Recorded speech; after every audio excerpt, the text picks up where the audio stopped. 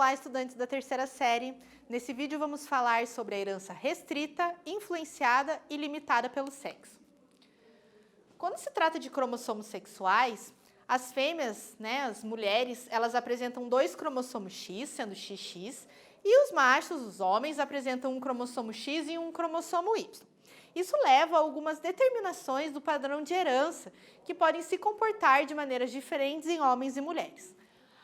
Os genes que estão localizados em regiões exclusivas do X, então recebem o nome de herança ligada ao sexo ou herança ligada ao X, pois os genes estão localizados nessa porção e não possuem homologia com o cromossomo Y.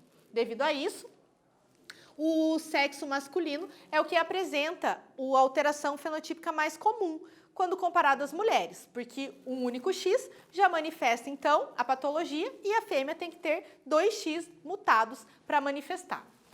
Os genes que estão localizados na região do X, do Y, que é exclusiva de Y, então são chamados de genes holândricos e são restritas ao sexo, porque é restrito ao macho, só ele apresenta o Y, então as características são somente do sexo masculino.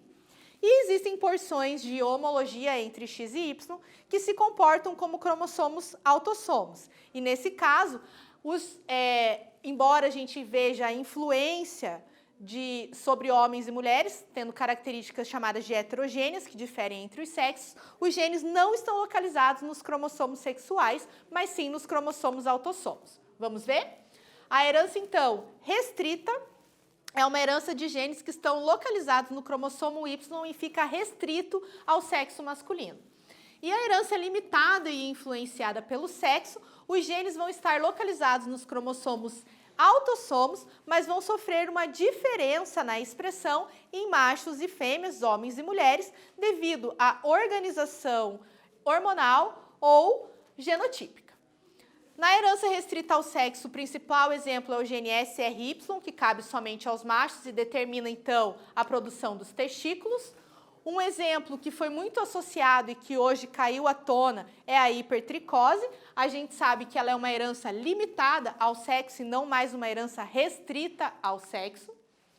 Na herança limitada ao sexo, a gente tem influências hormonais com características que diferem em machos e fêmeas, como, por exemplo, a presença de barbas exclusivamente do sexo masculino e o desenvolvimento de glândulas mamárias e a amamentação no sexo feminino. E na herança que é influenciada pelo sexo, a gente tem uma diferença comportamental da expressão gênica em genótipos que podem se manifestar diferentes em machos e fêmeas. Nesse vídeo, nós falamos sobre a herança restrita, influenciada e limitada pelo sexo. Espero que vocês tenham gostado e até breve!